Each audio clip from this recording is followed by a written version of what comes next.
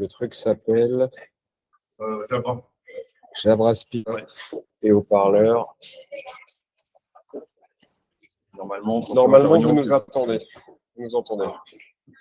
Voilà dans les 3 petits points. Paramètres.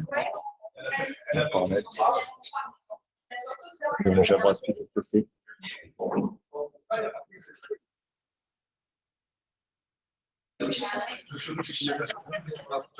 Sachant que oui, là il faut peut-être un peu d'ordi. Hein. Il faut que les gens aient des ordis.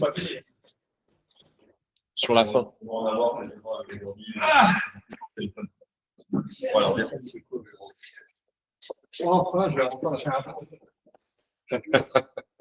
Je fais la. Attendez, pas de surprise, on en parle dans une heure. Je fais l'intro et ouais. Ouais.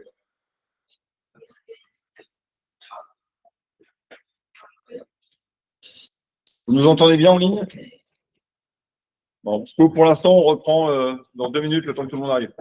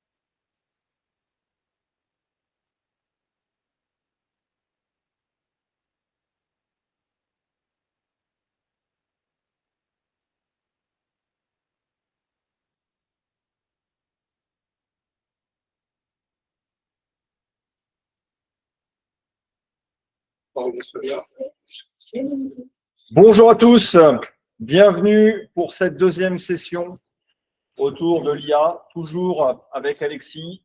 La première partie était une partie très inspirationnelle, l'idée étant de bien vous faire comprendre quels étaient les enjeux de l'IA. Là, on va rentrer dans un côté un peu plus opérationnel.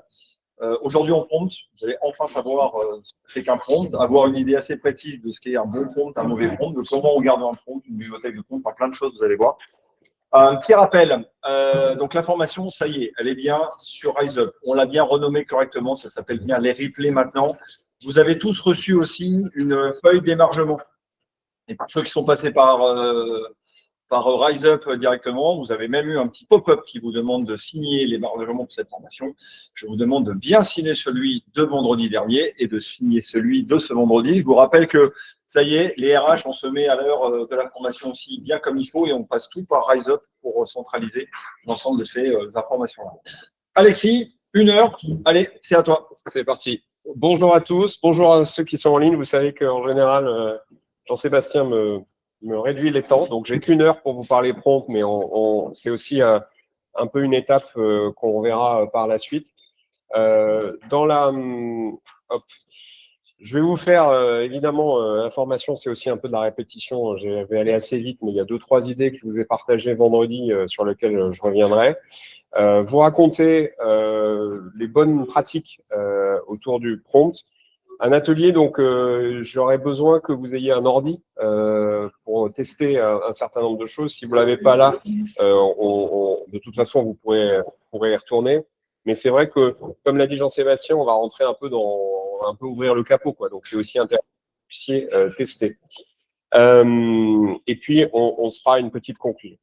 Donc, pour revenir rapido sur les éléments de vendredi, et je vais être vraiment rapide, parce que, encore une fois, c'est des choses qu'on a déjà vues, mais je pense qu'il y a un enjeu à ce que vous les intégriez bien.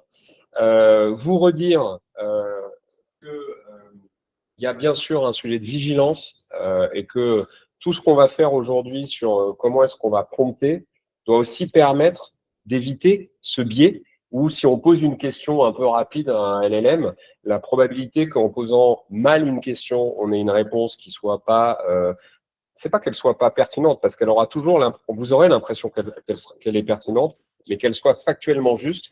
Ça peut aussi dépendre de la façon dont on prompte. Donc je vous rappelle ce sujet. On est, en tout cas il y a quelques mois, sur un gros tiers des réponses factuelles qui peuvent être fausses sur un LLM. Vendredi, il y a un slide où je vous avais dit, ça c'est peut-être le slide le plus important de la presse. C'est bien que vous ayez en tête, même si je pense que c'est particulièrement partagé maintenant, mais de l'avoir toujours à l'esprit. Ce truc n'est pas un outil de raisonnement, ce sont des stats. Donc, quand vous posez une question à LLM, la réponse qu'il va vous fournir, vous le voyez, là, c'est sur le calcul, c'est ce que je vous avais expliqué vendredi. Les mots qui vont apparaître en fonction d'une probabilité. Donc, ce n'est pas un raisonnement. Et là encore, pourquoi est-ce que je vous raconte ça ce matin? C'est parce que la façon dont on va prompter peut nous permettre d'éviter ce genre de désagrément. L'autre sujet que je vous avais partagé, bonjour, c'est ce que les anglo-saxons appellent la psychophancy, donc le fait que LLM va vouloir vous faire plaisir, va vouloir vous dire oui, vous avez tout à fait raison, et quand vous allez lui dire qu'il s'est trompé, il va s'excuser platement, etc. Ça, vous l'avez tous déjà vécu. Et donc là encore, après les problématiques d'erreurs factuelles et hop, pourquoi j'ai changé de point, pardon, d'erreurs factuelles, de probabilité et du fait que l'outil va vous répondre un truc que vous avez envie de lire, on évite ce genre de situation par la façon dont on va prompter. On est vraiment loin, c'est une grosse différence, on est vraiment loin de Google. Google, une requête Google, a priori, d'après les dernières études, c'est 6 à 7 mots en moyenne. Un prompt, ça va être 30, 40 mots. Donc, vous voyez bien que par rapport à l'usage qu'on a depuis une vingtaine d'années sur comment est-ce qu'on interroge un moteur de recherche, on est très loin de cet outil avec les LLM. L'autre sujet que je vous avais évidemment partagé, c'est la notion de discernement. Et tout ça tourne autour de la même idée, c'est que si vous n'êtes pas expert du sujet sur lequel vous êtes en train de prompter, vous avez potentiellement un risque significatif que le LLM vous bullshit. Et donc, c'est bien également ce sujet qu'on va travailler. Et puis, pour finir, avant de rentrer vraiment dans le vif du sujet, c'est de vous redire que prompter et savoir prompter, c'est vraiment un enjeu. On est les chiffres qui sont là datent d'avant l'été, mais maintenant on est vraiment entre 60 et 65% des collaborateurs qui utilisent l'IA sans forcément un cadre, avec tout ce que je vous avais également partagé vendredi de risques en termes de sécurité, de risques en termes de respect des données privées, etc. Donc, pour toutes ces raisons que je vous ai rebalayées hyper rapidement, de sujets qu'on avait vus vendredi, on a vraiment cette obligation aujourd'hui de comprendre comment prompter et comment essayer de contourner toutes ces difficultés. Sachant que le sens de l'histoire, c'est que les interfaces vont vraiment évoluer. Là aussi, je vous en ai parlé, le vocal va devenir quelque chose de très fort. On voit bien que sur les populations, sur certains métiers, je pense par exemple aux développeurs, ça va vraiment se passer de plus en plus en vocal. Et donc, ça veut dire que si on se voyait dans un an, il est possible que la partie la partie. Ah, mais attendez, vous n'avez pas le. Il est possible que la partie prompt soit un peu moins présente parce que dans toutes les interfaces des outils avec lesquels vous allez travailler, il y aura des petits boutons IA, etc., sur lesquels il y aura finalement des prompts qui seront derrière l'interface. Mais pour autant, je pense que même si on promptera moins dans le futur, je pense que c'est hyper important de comprendre comment les choses fonctionnent. Donc, pour démarrer de manière un peu plus opérationnelle, Tout ce qu'on va faire là, c'est vraiment pour essayer d'avoir une arme assez opérationnelle par rapport à ce qu'on a appelé AI Slop. Donc Slop, je vous l'ai dit, c'est cette espèce de bouillie que l'IA va nous envoyer, où on va devoir avoir aussi dans la façon dont on va prompter une forme de singularité, parce que il y a aussi un petit sujet, c'est que si tout le monde fait les mêmes prompts, il y aura des résultats qui seront assez significatifs. Si tous vos concurrents utilisent certains types de prompts pour générer des contenus de blogs, etc., sur leur site, on aura un peu tous cette uniformisation des contenus. Donc, on a cet enjeu de savoir comment est-ce qu'on va, encore une fois, s'approprier la technologie de prompt. L'enjeu, c'est que il n'y a pas, bien sûr que je vais vous donner des recettes, mais vraiment, le sujet, c'est la façon dont vous allez vous les réapproprier et qu'aucun de vous tous n'ait forcément la même façon de prompter pour avoir cette authenticité. L'IA est un copilote, pas le pilote. On en a aussi déjà parlé. Donc, tout ce qu'on est en train de faire aujourd'hui, c'est, depuis le démarrage du programme, c'est ce qu'on appelle l'AI literacy. C'est comment est-ce qu'on monte en compétences et que c'est pas juste en claquant des doigts, l'IA, ça c'est vraiment le truc du moment quand vous lisez les fils LinkedIn, etc. Tout est facile avec l'IA, j'ai cliqué sur un bouton, le truc l'a fait. Ce n'est pas vrai. C'est-à-dire qu'il y a vraiment du travail et des itérations. Et c'est ce qu'on va voir ensemble. Je voudrais juste vous partager ce point qui est pour vous montrer aussi à quel point, quand on maîtrise les sujets, on a un avantage qui peut être qualitatif. Ce slide qui ne veut pas dire grand-chose comme ça, je vais vous le commenter. C'est une étude du MIT qui date, puisqu'elle a maintenant plus de 2 ans, où en fait, vous allez tout de suite comprendre, c'est pas rocket science, ils ont demandé à 400 personnes, qui étaient des personnes qui avaient plutôt un rapport avec l'écriture, des profs, des juristes, des journalistes, etc. Et ils leur ont donné deux chantiers en leur disant, voilà, vous allez m'écrire un article d'un feuillet sur 2 sujets. Il y a un sujet sur lequel vous allez travailler avec l'IA et un sujet sur lequel vous travaillerez de manière plus traditionnelle, c'est-à-dire sans IA. La première des conclusions, et je vais y passer vite parce que c'est un peu intuitif et on n'a pas un gros besoin, on comprend assez vite, c'est que c'est un gain de temps. C'est-à-dire que le premier feuillet qui est fait avec de l'IA, donc avec une façon de prompter, c'est 17 minutes au lieu de 26 ou 27 minutes. Donc, premier sujet, très classique, ok, je vais plus vite. Sauf que je peux aller plus vite et puis je peux sortir de la bouse, quoi. Et donc, en fait, l'idée, c'est que ils ont travaillé une grille qualitative et sur cette grille qualitative, ils ont donc donné des notes à chacun des feuillets qui sortaient, le feuillet avec l'IA, le feuillet sans IA. Et là où c'est un peu moins intuitif, c'est que dans une proportion très élevée, on dépasse les 90%, la qualité des feuillets produits avec l'IA avait été meilleure que sans IA, c'est-à-dire que concrètement, les articles avaient une meilleure note. Pourquoi? Et c'est là où ça devient un peu intéressant et qui montre que quand on commence à savoir un peu comment on prompte, on peut vraiment gagner en productivité, ça on peut le comprendre, mais également, et ça on le dit un peu moins, en qualité, c'est de dire que finalement, si vous vous retrouvez face à une feuille blanche et qu'on vous dit, OK, écris-moi un papier sur tel sujet, sur la formation, votre cerveau, le découpage de l'activité va être divisé en 3 temps. Vous allez avoir un temps où vous allez réfléchir à la question qui vous est posée, brainstormer, commencer à poser des idées. Vous allez ensuite avoir le temps qui est en orange au milieu, qui est le draft, c'est-à-dire vous allez commencer à écrire des choses, etc. Et puis, si vous avez le temps, l'editing, donc là, c'est de dire non, cette idée, elle est bien, mais je vais la mettre ailleurs, etc. Ça, évidemment, en général, on n'a pas trop le temps. Et vous voyez que ce qui est intéressant, c'est qu'avec l'IA, pour tous ceux qui ont un peu peur de la feuille blanche, il y a tout de suite un résultat quand on va prompter, quand on va avoir un résultat. Et le texte sera là, etc. Et la seule des parties de notre singularité, de notre expérience qui augmente en temps, c'est la partie editing. Vous voyez que quand j'ai pas d'IA, grosso modo, c'est de 20 minutes à 27. Quand j'ai de l'IA, j'ai 1 à 2 minutes de plus d'editing. Et pourquoi est-ce que c'est important? C'est-à-dire qu'en fait, ça veut dire que vous allez poser une question avec un prompt qui va être assez structuré. Vous allez tout de suite avoir un résultat.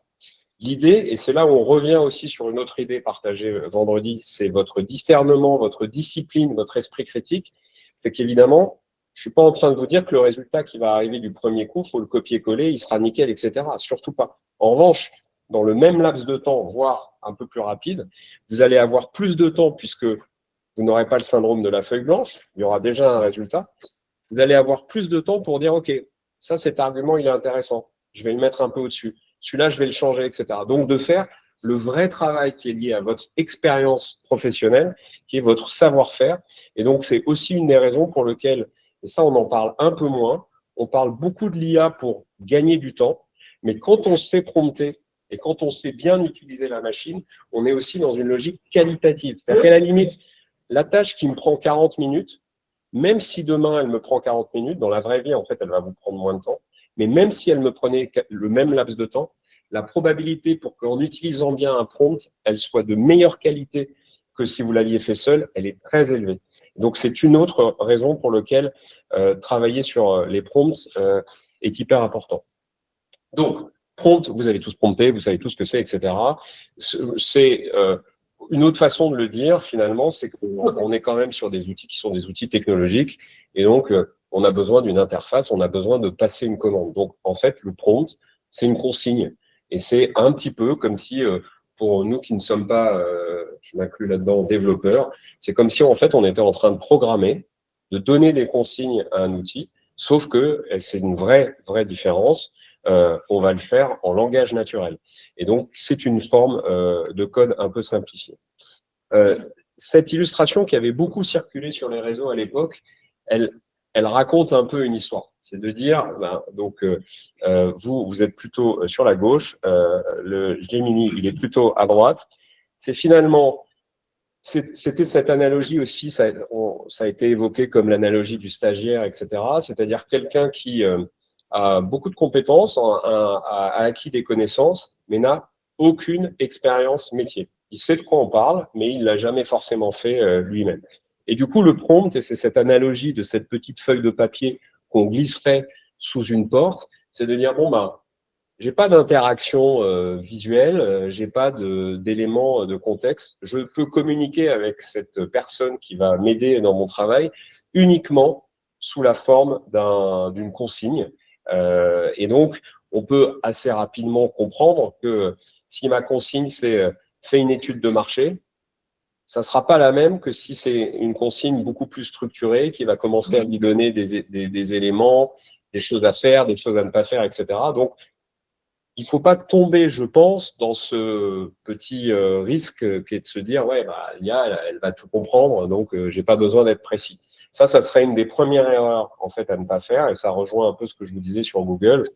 Google, requête moyenne, 7 à 8 mots à peu près. Un bon prompt peut être beaucoup plus long. Pourquoi? Parce qu'on va évidemment donner du contexte et des informations. Des méthodes de prompt, il y en a des dizaines qui circulent. Quand vous les analysez toutes, elles ont quand même un point commun sur la façon dont elles sont structurées.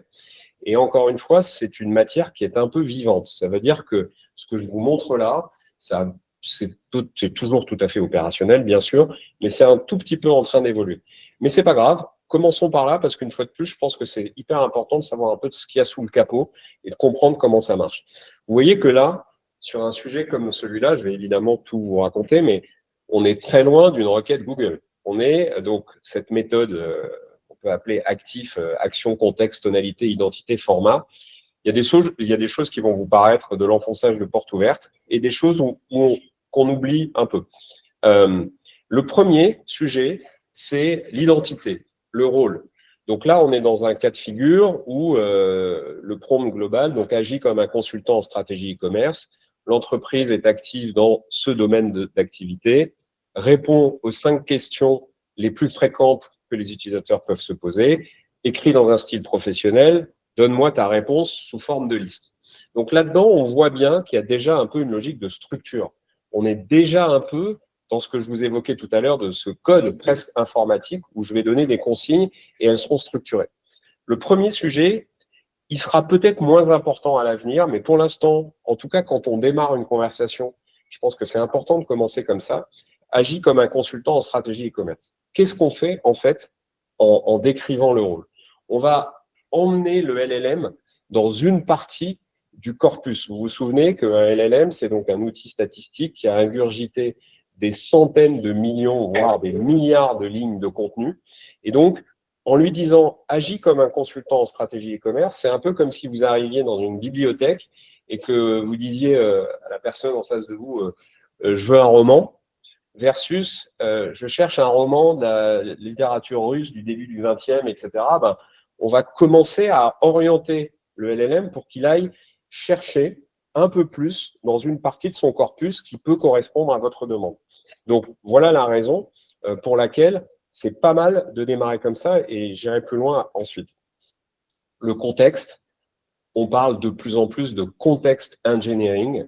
Au début, on parlait de prompt engineering, donc cette capacité, ce savoir-faire pour effectivement pouvoir comprendre comment un prompt marche. On est en train de travailler beaucoup, c'est l'étape un peu plus large qui est, OK, un bon prompt, c'est intéressant, mais comprendre le contexte de la question, ça va être encore plus pertinent. Donc, l'entreprise est active dans ce domaine. Évidemment, là, on va lui donner un peu de contexte. Et vous voyez que, finalement, la question que je pose au LLM, elle arrive un peu en troisième étape. Hein, c'est répondre aux 5 questions les plus fréquentes des utilisateurs. Donc, ça, c'est la question qu'on pourrait poser. On aurait pu commencer un prompt en disant dans ce secteur-là, c'est quels sont les 5 pain points des consommateurs. OK, on peut le faire comme ça. Ça veut d'ailleurs pas du tout dire que le résultat ne sera pas intéressant. Ça veut juste dire qu'il faut être plus vigilant parce que comme on n'a pas donné assez de contexte, on peut avoir des réponses plus loufoques. Et les 2 derniers sujets sont moins utilisés alors que c'est des pépites en fait. Écrit dans un style professionnel. Dans un style professionnel, oui, ok, super, on va pas raconter un poème, sauf que la façon dont on peut utiliser ça, c'est nous, on s'en sert tous les jours hein, dans certains contenus qui sont des contenus un peu techniques et qu'on a envie de vulgariser. Typiquement, ben, évidemment, vous le savez, nous, on travaille dans le digital, hein, comme vous, donc quand on va parler à une direction du marketing qui n'a pas forcément toutes les connaissances sur des problématiques de base de données, etc., le petite phrase qui serait écrite pour quelqu'un qui n'a pas toutes les compétences en IT, etc., ça va nous aider à sortir un contenu qui sera plus adapté à la cible que l'on veut viser. Et puis, et ça, honnêtement, on s'en sert tout le temps. Et donne-moi ta réponse sous forme de liste, donne-moi ta réponse sous forme de bullet point, donne-moi ta réponse sous forme d'un email qui fasse pas plus de X, donne-moi ta réponse sous la forme d'un tableau Excel, etc. Il y a des limites dans ce que je vous dis, mais c'est vrai que vous pouvez aussi être dans cette logique de gagner du temps en se disant, ben, tout ce qui va sortir, est-ce que je peux déjà essayer de donner un peu une forme d'intention pour dire, ben, je vais en avoir besoin pour tel ou tel cas d'usage. Donc là, vous pouvez avoir en face de vous un LLM qui peut commencer à répondre.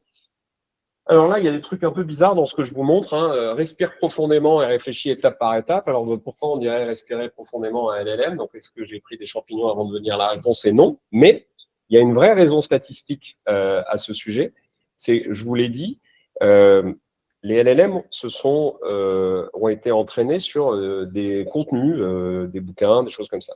Ils ont été extrêmement entraînés sur des forums de discussion entre humains. Vous connaissez tous Reddit, qui est une campagne de communication plus récente en France, mais ça fait 15 ans que ça existe, le forum par excellence dans tous les sujets. Le respire profondément, ça peut paraître un peu une boutade et on s'en sert pas tout le temps, mais c'est juste pour vous montrer un peu pourquoi c'est pas juste des mots comme ça. C'est qu'en analysant tous les forums de discussion, quand ça commence à troller un peu et que les gens commencent à s'agacer et qu'il y a vraiment du fight entre des avis différents, il y a l'expression américaine take a big deep breath qui est OK, on se calme un peu et on reprend les arguments. Et en fait, les LLM comprennent avec ce genre de stats que derrière ce genre d'expression, les arguments qui sortaient pouvaient être un peu plus clairs, etc. Donc, encore une fois, quand on dit respire profondément, ça ne veut pas du tout dire que le LLM respire, c'est juste qu'on va aller le chercher dans certains éléments de son corpus où il s'est aperçu que les réponses étaient plus structurées. En revanche, donc ça, on s'en sert pas tout le temps. En revanche, pour vous donner d'autres exemples, ce que vous avez à droite, là, on rentre vraiment dans la logique conversationnelle. C'est pas complètement pour rien que ça s'appelle un chatbot, un agent conversationnel. C'est-à-dire qu'une fois de plus, grosse différence avec Google. Google, je pose une question, j'ai 4 liens, ça va un peu changer, et je continue ma vie. Là, avant de répondre, pose-moi toutes les questions utiles pour améliorer ta réponse. Ça, c'est très intéressant. Il faut avoir un peu de temps. Là aussi, il faut faire très attention quand vous regardez votre montre. On peut passer assez vite pas mal de temps sur ces questions de prompt, mais parfois, évidemment, le jeu en vaut la chandelle. Avant de répondre, pose-moi toutes les questions utiles pour améliorer ta réponse. Ça, c'est hyper intéressant parce que ça veut dire que vous, aussi précis soit le prompt que vous avez en tête, vous allez omettre des détails qui, pour vous, souvenez-vous de la petite feuille sous la porte quand vous parlez à quelqu'un qui ne connaît pas le métier, il y a des choses qui sont évidentes pour vous parce que vous le faites toute la journée. Un prompt, un LLM, il ne le sait pas. Et donc, sortir un gros prompt important et à la fin de dire, avant de répondre, pose-moi toutes les questions utiles pour améliorer ta réponse, ça a 2 grosses valeurs ajoutées. La première, et on est un peu dans cette logique conversationnelle, et quand vous ferez les essais, vous verrez que c'est très concret, c'est que ça peut vous aider dans votre propre raisonnement. On revient sur le discernement, l'esprit critique. Votre propre raisonnement peut venir s'enrichir de questions auxquelles vous n'auriez pas pensé.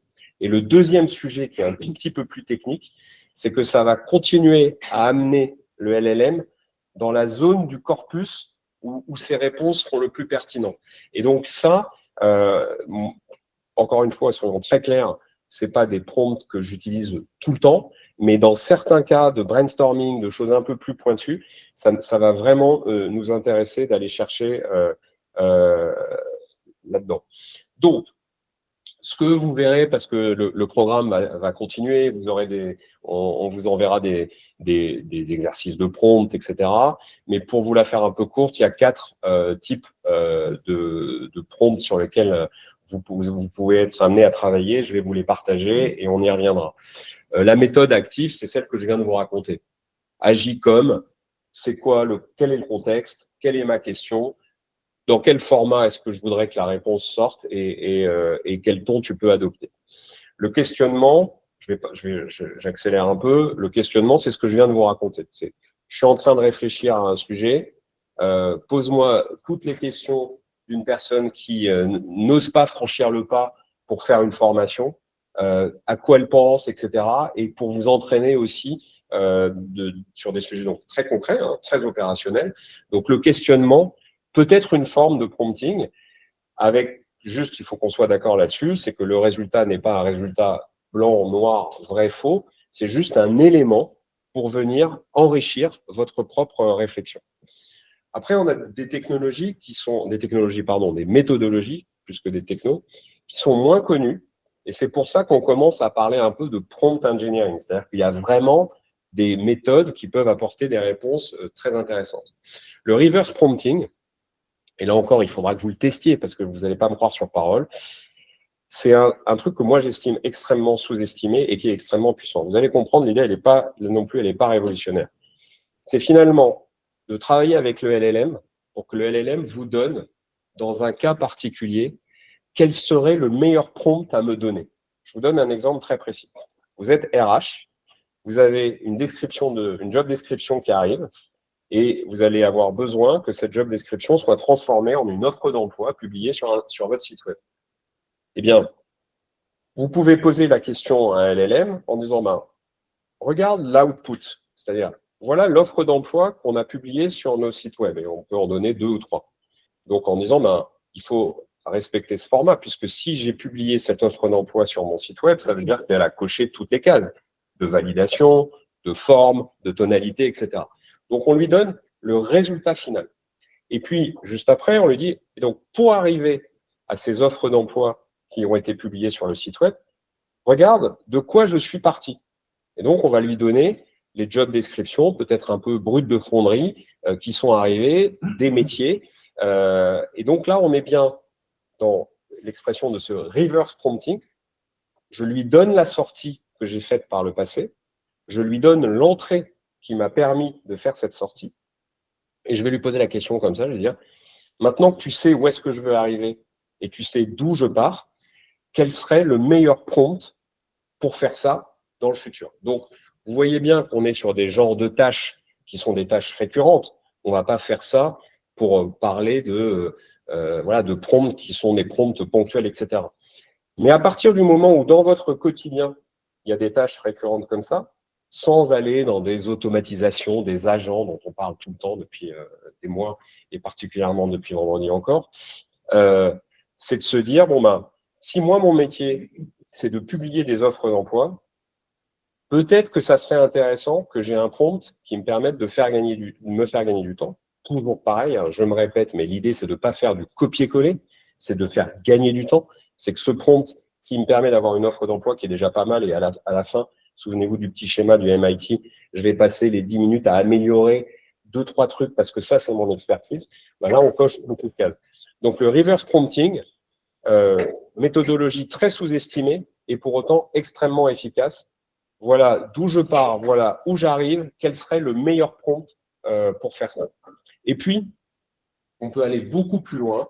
Là encore, c'est des choses qu'on verra. Hein. Le chain of thought, donc en mauvaise traduction, c'est ce cheminement de la pensée. C'est, souvenez-vous, il y a un des slides là, c'est le réfléchi, c'est ça, c'est le réfléchi étape par étape.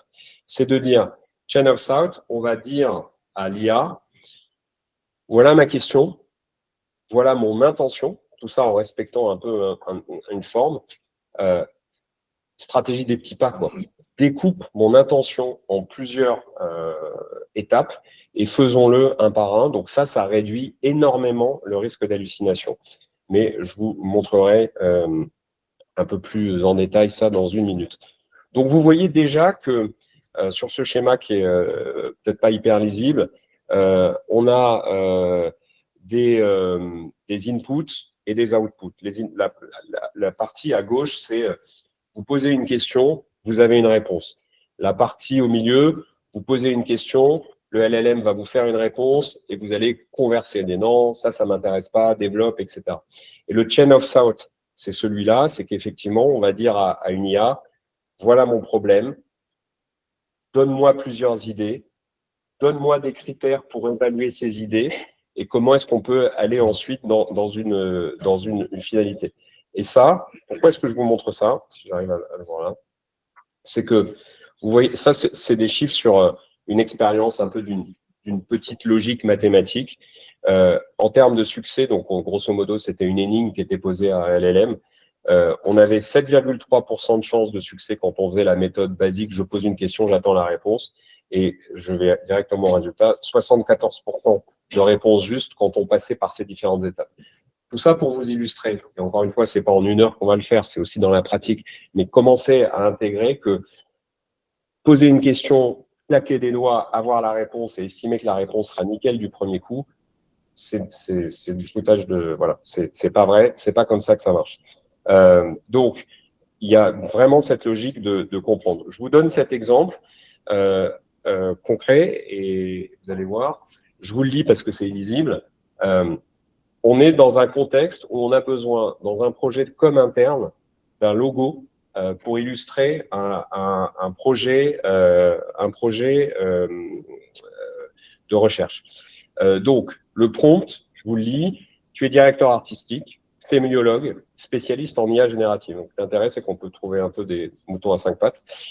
Tu dois concevoir un logo pour un groupe de travail dans l'IA et la lutte contre la désinformation, les éléments de brief, un logo en forme de blason, le symbole du fantôme, l'expertise et sérénité doivent se dégager. Et ce qui commence à être plus intéressant que vous ne voyez pas, je vous le lis, c'est que justement, je commence à rentrer dans une logique chain of thought. Quelles sont les idées qui te paraissent les plus pertinentes? Liste-en 10. Établis une grille d'analyse pour classer tes idées. Écris un prompt pour générer les 2 meilleures idées, celles qui seront en haut du classement. Bon, je ne vais pas vous le lire, mais grosso modo, j'ai pris par la main le LLM et je lui ai d'abord demandé une méthode. Je lui ai dit, donne-moi 10 idées pertinentes. Il en sort 10. Ensuite, et ça c'est plus intéressant, sur la partie droite, il sort une grille d'analyse. Grille d'analyse sur laquelle il va créer des paramètres. Par exemple, on voit là le nom de l'idée, quelle est la clarté du message, est-ce que ça véhicule une certaine forme d'émotion, Est-ce que c'est symbolique? Quelle est la symbolique? Est-ce que c'est original? Et du coup, un score global. Et sur le score global, ensuite, il va m'écrire des prompts. Là encore, l'idée, c'est qu'on est sur un projet interne. On doit faire gagner du temps parce que derrière, on a un problème de ressources. On va sortir des logos qui ensuite passeront au studio qui va évidemment reprendre les éléments. C'est juste un point de départ, hein. C'est pas le produit fini. On voit ici que il a classé les 2 meilleures idées. Il m'a écrit le prompt, en l'occurrence, on travaille avec des prompts en langue anglaise sur l'outil qu'on utilisait pour générer des visuels. Souvenez-vous, vendredi, je vous ai aussi parlé de l'approche combo, c'est-à-dire qu'on peut utiliser plusieurs outils. Donc là, j'ai commencé avec un LLM et ensuite, le résultat, c'est un prompt que je vais utiliser dans des outils de génération de visuels. Et là, les visuels sont générés. Un de ceux-là part directement au studio. Ça, c'est 17 minutes. Et donc, 17 minutes entre le début de l'idée, quelque chose qui va être, encore une fois, j'insiste beaucoup là-dessus, absolument pas le produit fini. On n'est pas en train de dire que ce logo part en prod. En revanche, que dans tout le processus de toutes les équipes qui vont travailler, derrière, ça va faire gagner du temps. Et ça, typiquement, vous voyez, c'est un prompt qu'on appelle prompt of thought qui va découper les différents éléments. Avant d'ouvrir un peu vos ordis, je vous ai parlé du contexte. Ce qui est en train vraiment d'arriver et qui date d'il y a à peu près 6 mois, et on est clairement dans un sujet où ça va s'accélérer, c'est que vous voyez que tout ce que je vous ai raconté pour l'instant, c'est vous êtes là, vous faites un prompt, et il y a une réponse. Toute la question va être comment est-ce que mon prompt est le plus performant au début. Mais plus ça va aller, et on le voit déjà avec la logique de mémorisation. Quand vous utilisez Gemini et vous êtes dans un environnement workspace, donc il n'y a pas de problème, tout ça est activé. Gemini va mémoriser les différentes conversations que vous allez avoir. Vous pouvez spécifiquement d'ailleurs lui dire « souviens-toi de ça, souviens-toi de ça ». Et donc, pourquoi est-ce qu'on parle de context engineering? Parce que j'ai des données, typiquement, voilà l'ensemble des offres d'emploi que j'ai publiées. Inspire-toi des offres d'emploi pour vérifier comment ça fonctionne, quelles sont les règles de l'entreprise, quels sont les outils et toute la question de mémoire. Et c'est en travaillant sur ces sujets que vous allez vous apercevoir que plus vous promptez, plus la qualité va s'améliorer parce que votre tone of voice, etc., toutes vos remarques seront mémorisées par Gemini. Donc, on est vraiment dans un moment important, c'est-à-dire que voilà, je vous aurais vu en septembre, j'aurais focalisé l'intégralité de mes interventions sur le côté comment prompter. Aujourd'hui, il y a vraiment cette logique de mémoire qui donne plus de puissance au contexte. Et ça peut aller vraiment très loin. Je vais vous montrer juste cet exemple de context engineering où finalement, je partage cet onglet. Donc là, tout ça, vous aurez accès à tout ça. Hein. On est sur des prompts très compliqués, qui sont des prompts que c'est un mec qui s'appelle Benoît Raphaël, je vous donnerai aussi son nom parce que c'est des newsletters hyper intéressantes à suivre, qui lui est journaliste de formation et qui part du principe que, même si, bien sûr, vous l'avez compris, il n'est pas en train de mettre son cerveau à côté, il va faire un copier-coller du résultat, il avait besoin de travailler sur des documents et des écrits qui soient un peu plus personnels. Et donc, en fait, il va donc vous voyez que l'expression elle est très simple, hein. Là en l'occurrence écrire un texte sur la formation des adultes pour changer de voix, très bien, et il va sortir et c'est là où on revoit qu'on n'est pas loin de la programmation. Il dit déjà pour écrire un bon texte, et ça c'est son savoir-faire, c'est son expertise professionnelle, voilà les contraintes que je veux te partager. Donc les faits sur la déduction, interprétation, tu dois distinguer ce qui est explicitement écrit dans les données auxquelles tu as accès. Donc, on commence à aller chercher des choses pour qu'il n'y ait pas d'hallucination. Ce qui manque, le texte ne précise pas, etc. Évite certaines formes de construction. Ce sont des constructions qu'on repère quand on lit des textes qui arrivent de l'IA. Les textes qui arrivent de l'IA, on peut les repérer à 10 km. Hein. Il y a plein de méthodes. Il y a des méthodes de type typographique. Il y a des méthodes, par exemple, des tirets qui sont des tirets un peu longs qu'on n'a pas trop en langue française, comme beaucoup aux États-Unis. Autre petit, il y a des mots qui reviennent tout le temps. Le mot crucial en anglais est très présent. Donc, en français, un peu moins. Il n'y a jamais eu autant de mots, le mot crucial dans tous les textes qu'on lit en ce moment. Un autre élément qui est très clair, c'est, et ça c'est un élément typographique, c'est qu'en anglais, tous les signes de ponctuation avec deux signes, les deux points, le point virgule, sont collés au mot précédent. En langue française, on a un espace avant, un espace après. Donc, tous ces petits trucs, mais ça, c'est des gadgets ce que je vous raconte. Il y a des vrais sujets où on voit qu'on a beaucoup de constructions ternaires avec des trois idées, etc. Donc, vous voyez que, et je ne vais pas vous le faire là, mais voilà, remplace systématiquement les tirets quadrantins par un point pour commencer une nouvelle phrase, etc.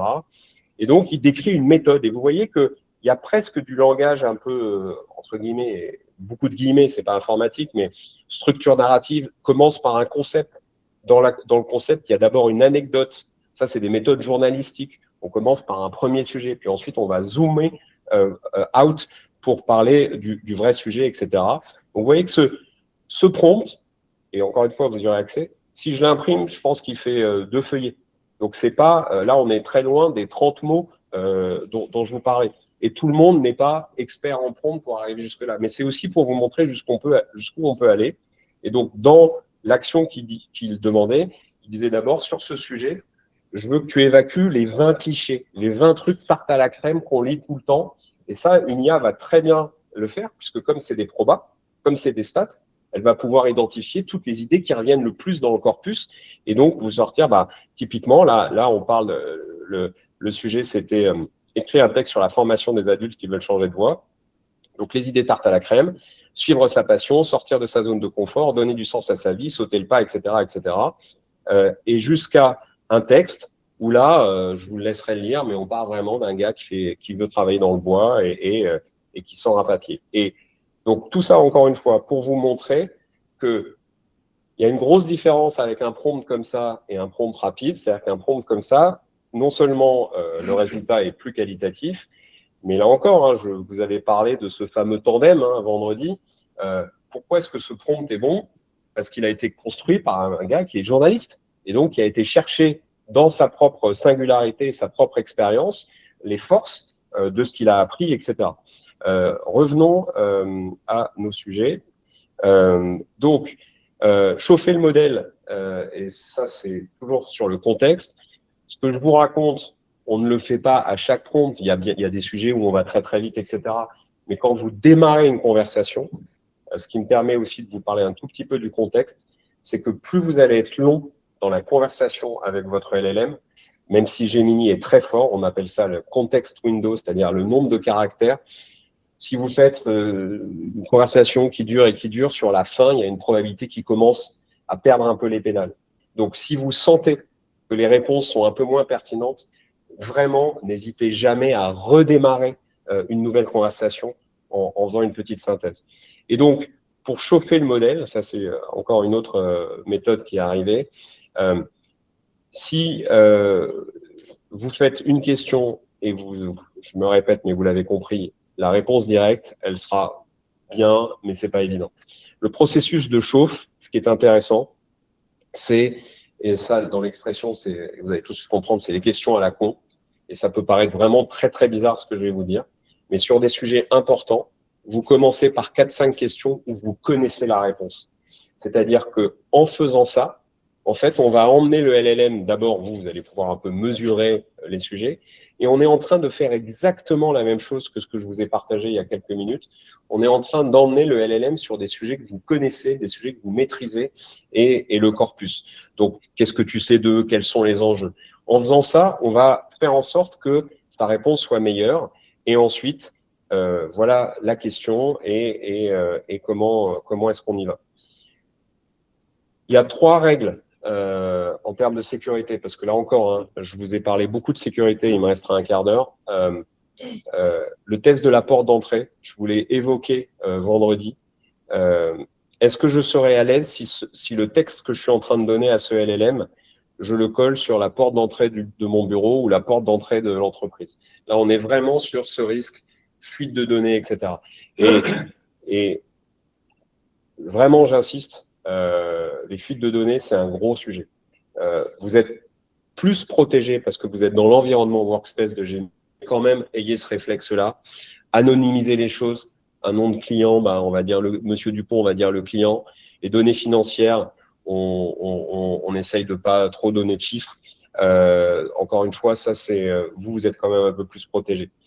Un autre risque que vous avez, c'est qu'on a cette impression un peu de superpuissance de l'IA et qu'on peut tout demander à une IA, notamment des choses autour du calcul maths, de faire des calculs. C'est bien mieux que ça n'a été, mais faites pas un devis avec Gemini, hein, parce que même si encore une fois c'est bien mieux que ça n'a été, vous pourriez avoir des surprises sur des opérations assez simples comme des additions ou des choses comme ça. Donc il y a vraiment le fait de dire l'IA ne répond pas à tout.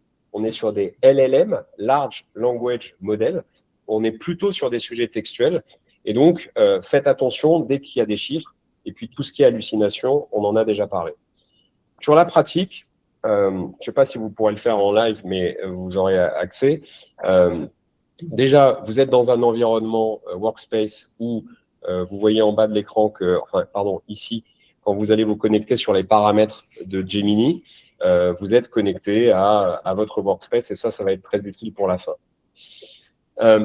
Vous avez plusieurs petites pictos hein, sur Gemini.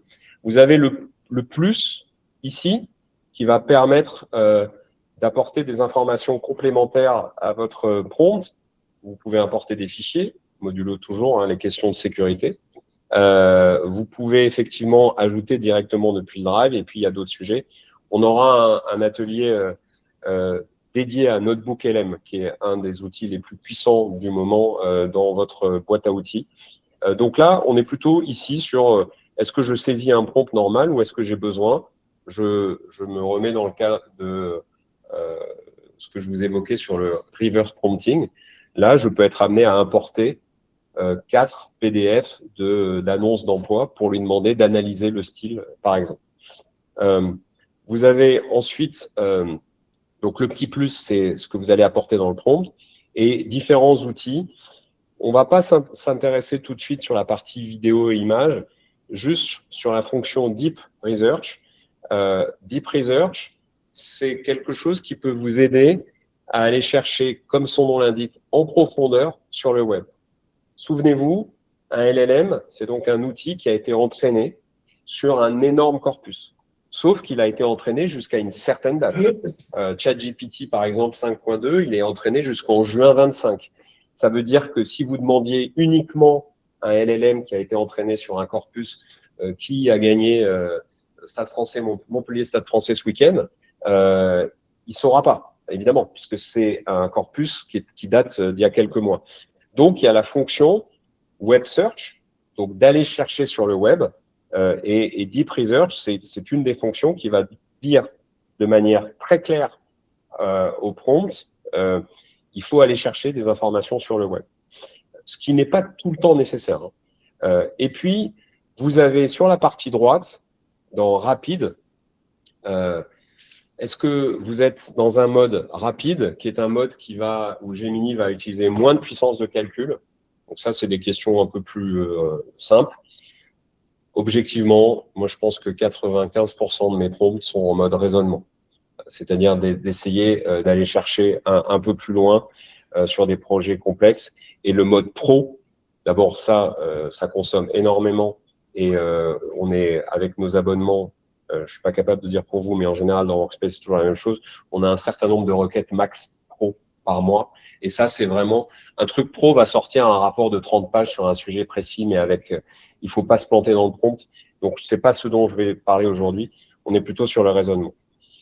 Autre tout petit détail qui sert beaucoup parce qu'on le voit pas forcément. Je vais aller sur.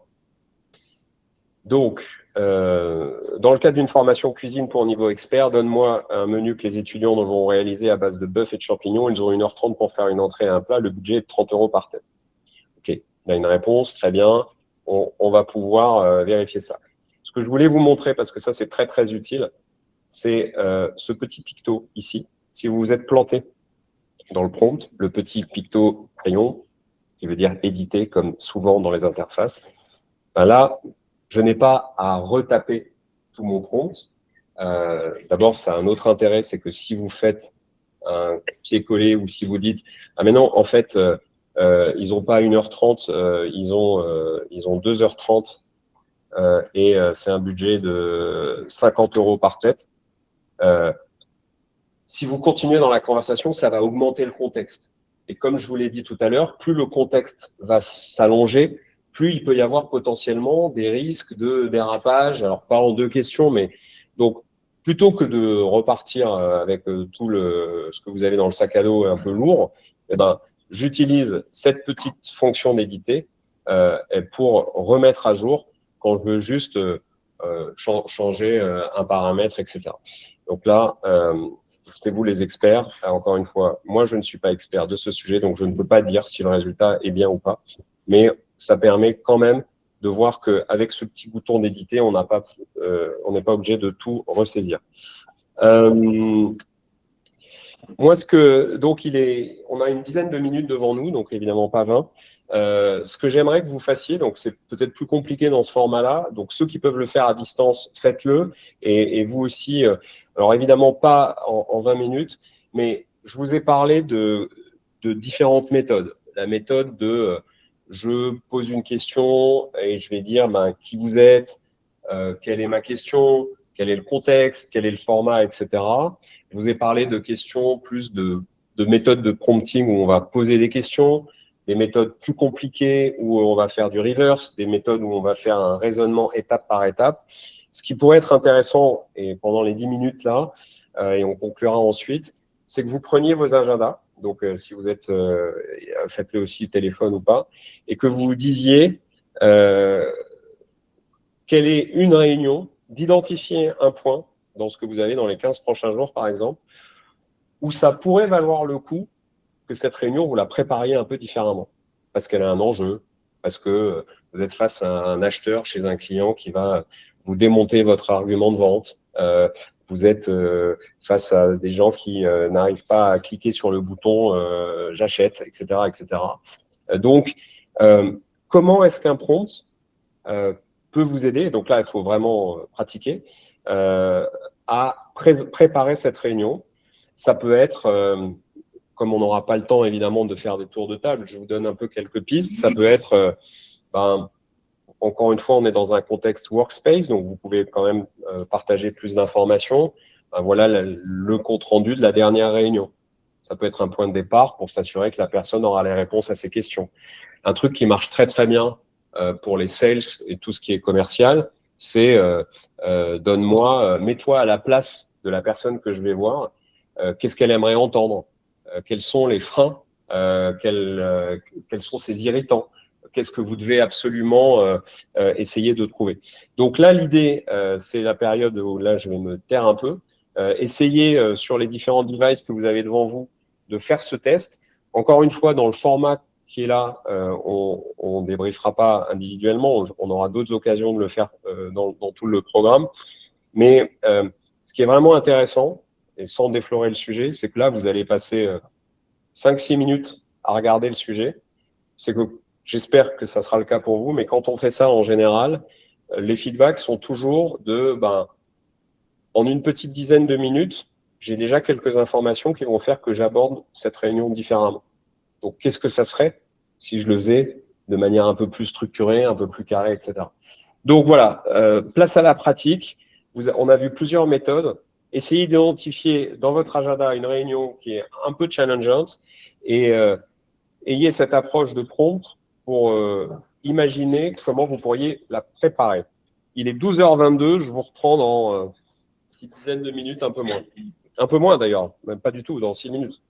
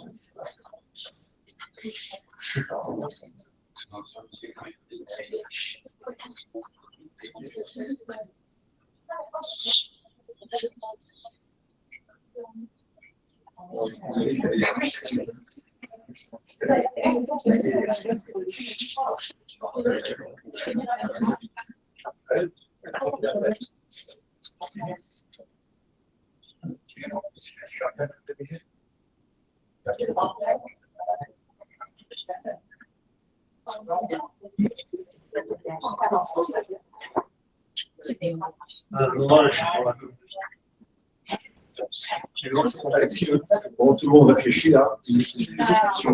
Tricheur, ouais, tout à l'heure, tu disais que tu l'utilisais pour aller chercher sur Internet. Si jamais pour demander d'approfondir un peu comme on l'a vu avec des comptes vraiment structurés, ça tu fais vraiment un bon raisonnement. Ouais, Deep Research, ça va être vraiment quand je veux absolument m'assurer d'une exhaustivité qui est, je sais pas, analyse de marché, donne-moi préparation d'un rendez-vous commercial, donne-moi toutes les informations que tu peux avoir sur cette boîte. C'est vraiment quand j'ai besoin d'une, comment je pourrais le résumer, d'une actualisation en fait. J'ai besoin d'accéder à une information qui est fiable et récente. Sur du raisonnement, par exemple, donne-moi les grands penseurs sur le sujet de l'ingénierie pédagogique. Je n'ai pas besoin d'utiliser Deep Research. Le corpus de Gemini, il a scanné déjà tous les gens qui ont écrit sur ce sujet, etc. Le Deep Research, je vais vraiment aller le rendre opérationnel quand j'ai besoin d'une donnée actualisée, court terme. Voilà. Et alors, est-ce que moi, je pervertis un peu le système, c'est moi, ce que j'aime bien avec Deep Research, c'est qu'effectivement, tu as les sources. À chaque fois, il oui. cite toutes les sources. Ça, avec raisonnement, parce que parfois, on a besoin, mais un corps qui est entraîné, on a besoin d'avoir cette sorte de source. On est capable de les faire dans ces sources. Oui, sachant qu'en plus, quand tu coches Deep Research, ça veut dire que tu vas imposer au système de l'utiliser. Mais tu peux ne pas l'avoir coché si le système perçoit que dans ta question, typiquement, l'exemple que je citais tout à l'heure sur les résultats sportifs du week-end, le moteur va comprendre que ce n'est pas une data qu'il a dans son corpus, donc il va automatiquement ouvrir la fonction Deep Research. Et tout comme dans une logique très factuelle, tu peux lui dire, ben voilà cette information, trouve-moi toutes les sources. À partir du moment où tu vas aller dans cette direction, la probabilité est très élevée qu'il utilise Deep Research, mais par sécurité, moi, il y a des cas où voilà, et je rappuie dessus.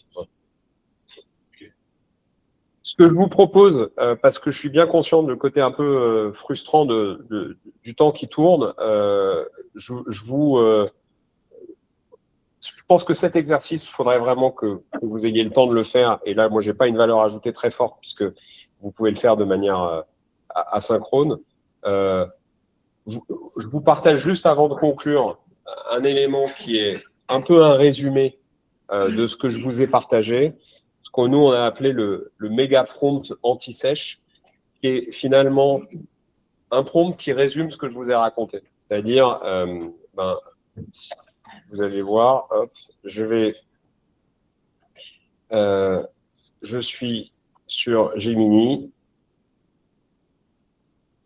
J'ai des raccourcis clavier, après chacun a ses méthodes. Le prompt que vous avez ici, présente-toi, demande à l'utilisateur quelle tâche il veut réaliser, et vous allez voir que vous allez raconter quelque chose, et qu'en fait, Le rôle, la compétence, le contexte, la tâche, le process, c'est tout ce que je vous ai raconté de la structure d'un bon prompt. Si vous ne l'avez pas en tête, et là encore une fois, vous aurez le document, donc mettez-le en copier-coller quelque part, vous allez voir à quoi ça ressemble concrètement. Donc là, je suis sur Gemini. J'ai mon petit raccourci clavier où vous pourrez faire un copier-coller vous, mais voilà, moi, en 3 touches, j'ai mon méga prompt que je lance. Et donc là, il va effectivement me poser une question. Et je vais dire, j'ai une réunion compliquée de négo avec les achats d'un acteur industriel pour un process. On peut faire autant de typos qu'on veut, hein, un process d'automatisation IA.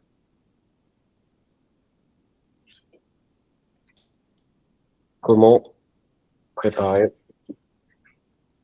cette réunion?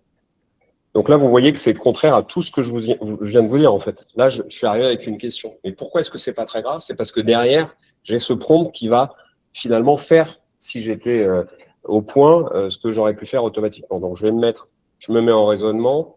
Je peux me mettre en web search ou pas.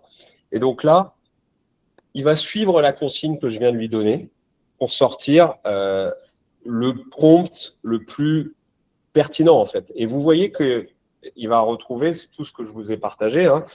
Donc, le rôle, consultant expert en négociation stratégique B2B et ingénieur d'affaires spécialisé en solutions industrielles 4.0.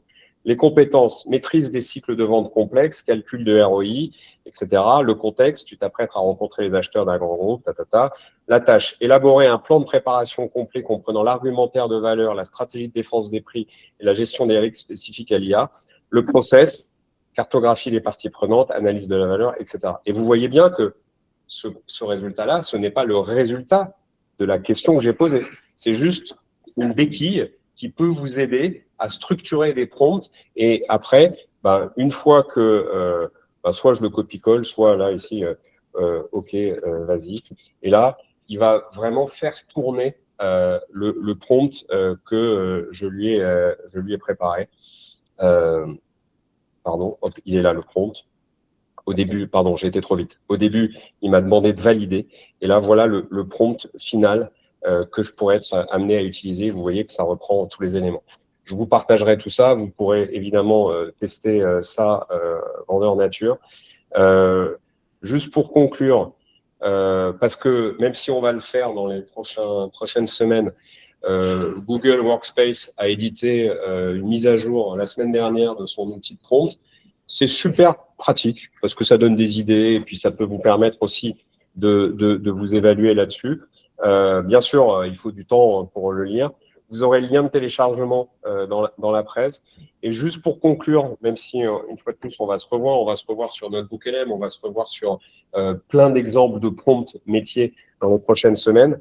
Le mot de la fin, et qui n'est pas très éloigné des sujets que j'ai évoqués vendredi, c'est que tout ce que je vous raconte, c'est très facile de mon pupitre de vous le raconter. Le vrai sujet, c'est vous, c'est le fait que vous pratiquiez, que vous ayez cette forme de discipline à 2 niveaux, discipline pour tester.